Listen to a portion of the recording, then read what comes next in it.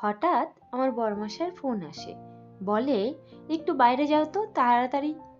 আমি ভাবলাম হঠাৎ কি বলছে, বুঝতে পারছি না কেন যেতে বলছে বাইরে, কারণ সে তো আছে দিল্লিতে আর আমি আছি শিলিগুড়িতে। তারপরে বাইরে গিয়ে দেখি জোম্যাটো থেকে এই দুটো পার্সেল এসেছে। তো চলো তোমাদের সাথে শেয়ার করি, আর কেনই বা পাঠালো সেটাও বলি। আমাদের বিয়ে হয়েছিল নভেম্বর মাসের 27 তারিখে, আর আজকেও 27 তারিখ, কিন্তু জানুয়ারি মাসের। সেই জন্য আমাদের 2 মাস পূর্ণ হওয়াতে সেকেন্ড মান্থ অ্যানিভার্সারি পালন করার জন্য দূর থেকে আর কি বা করবে, সেই জন্য এই চকলেট, কি কিউট না, চকলেটগুলো পাঠালো, সাথে একটা হট ডগ পাঠালো। তো ও জানে আমি এগুলো খেতে খুব ভালোবাসি, সেই জন্য এই ছোট্ট ছোট্ট উপহার দিয়ে আমাকে খুশি করার চেষ্টা করছে দূর থেকে। কি করা যাবে, বেচারা তো আমার সাথে নেই, কিন্তু সত্যি বলছি এই ছোট ছোট খুশি পাওয়ার জন্যই আমি একটা আশায় বসে থাকি।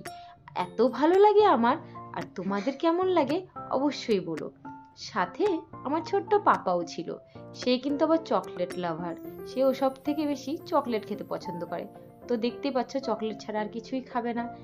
সো আমি আমার হাজব্যান্ডকে এটুকুই বলতে চাই যে সবসময় এভাবেই পাশে থেকো, সবসময় এভাবেই ভালোবেসে যাও। আর আমি সবসময় তোমায় খুব ভালোবাসি আর সারা জীবন বাসবো। বাই।